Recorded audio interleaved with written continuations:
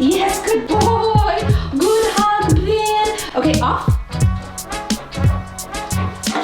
Welcome to another dog vlog, and in today's video, I'm going to be sharing with you how I taught my dogs to jump up and give me a hug on command. I'm also going to give you some tips on how to teach sit pretty, and at the very end of this video, I'm going to give you some safety tips and explain why these commands are great to teach, not just because they're cute, but they're really great in training obedience behavior. Now, there's several ways that you can teach your dog to jump up and give you a hug. These are just the ways that worked for me. And you also know that I'm not doing this with Bentley, and I'll tell you at the end why, because there are some safety concerns you need to consider when you're teaching sit pretty and jump up and give you a hug. I'll explain that at the end. But with Finn, what I did was I made sure he knew how to, can you sit?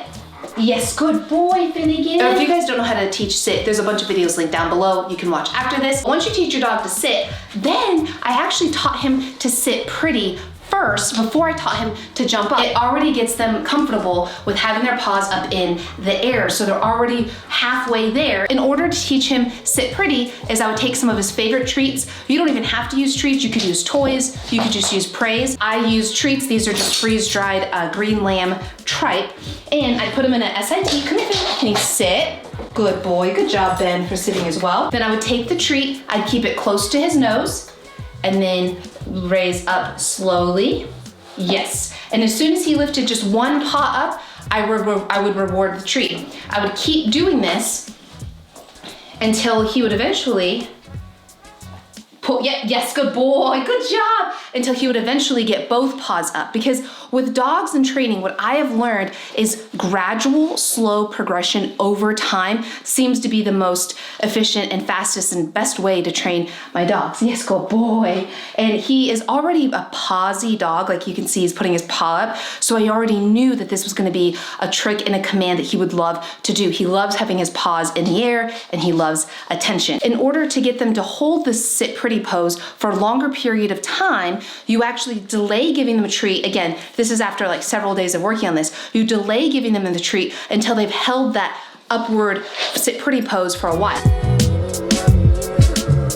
You'll see that I'm rewarding while his paws are in the air, and I'm giving him treats while his paws are in the air. So he learns when my paws are in the air, on this command, I get rewarded. One thing you wanna make sure with this command is that you're rewarding while they're doing what you want them to do, or as they're doing it. If you wait to reward them until after they put their paws back on the ground, you're actually showing them that they get rewarded for pulling their paws up, then down, then they get a treat. You want to reward them for having their paws up in the air. So it's important, timing is important here. Here's a couple tips to ensure your dog is successful while doing this. You wanna make sure you're doing it on a soft surface, whether it be a carpet or a rug or a mat. Come here, Finnegan. And if your dog is struggling with sit pretty, can you come over here? You can actually have them to where their body has a wall behind them, so that if they fall backwards, they kind of bump into the wall instead of fall over.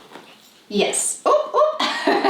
Another tip with the command is you want to make sure you keep the treat close to their nose, because if you pull it up here, they're just going to jump up at it, and they're not going to learn to keep their bottom on the ground. So up. Good boy, good job. And you'll see that I'm not rewarding when he grabs me with his paws. I want him to learn to balance.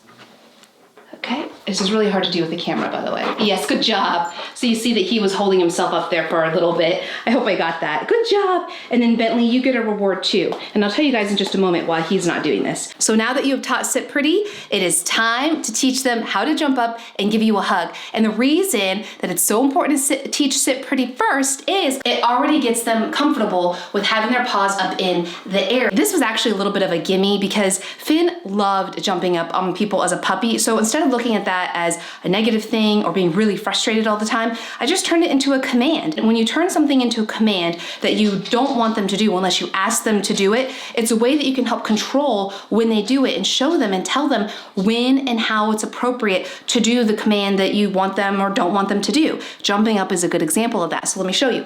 Come here, Finnegan. So all I did was put him in a, come here, can you sit? Put him in a sit. And then I would kind of coax him to jump up on me. Okay, Finn, come on, up. Good boy, yeah, good job, yeah. And then off, good job, yes. Good boy. And you can reward all throughout. So let's try it again. Come here, Finn, yes, good job, yeah. Okay, off.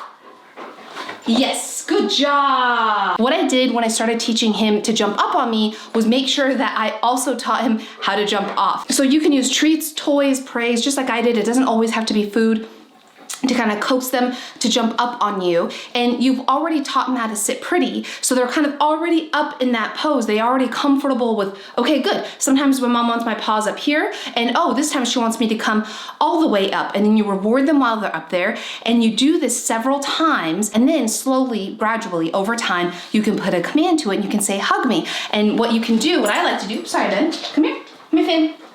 Ready, sit, boy, hug. Yes, good boy. Good hug, Ben. Okay, off. Good boy. And this was the fastest way that I taught him to stop jumping up on me when I didn't want him to, because once I put a command to it, then he knew to only jump up when I asked him to hug. You see how that works? So you can actually turn, hi Finn, hi.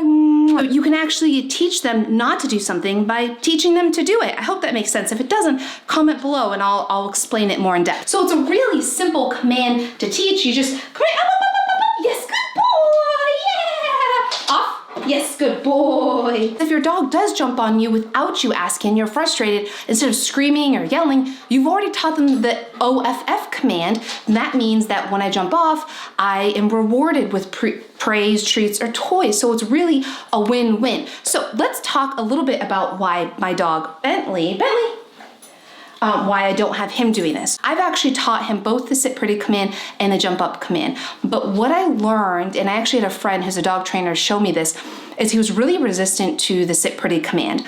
And when we watched him, what we noticed is, if you see Bentley here, you'll notice that it's kind of hard to see, but he has a narrow hip. So his waist and hip are very narrow compared to his chest. I know, you itchy boy, you itchy. And so what that meant is it was really hard for him to balance. And while he doesn't necessarily have bad hips, what I found is that the reason he seemed to be resistant to doing a sit pretty or even jumping up is, I wouldn't say he was in pain doing it, but he wasn't super comfortable because his anatomy wasn't quite built for it. Whereas Finnegan, come here Finn, come here Finn, sorry buddy, sorry. He's got the nice broader hip and he's a little bit more proportional. So he is able, to balance a little bit better than Bentley ever did. So I actually opted to not do that command with Bentley, my lab, anymore. And I only do it with Finn. And it's a really good party trick because now he knows that if I ask him to hug and I hold my hands out like this, that he needs to jump up and hug me. And people love that, especially when we're out and about. Hi, Finn again.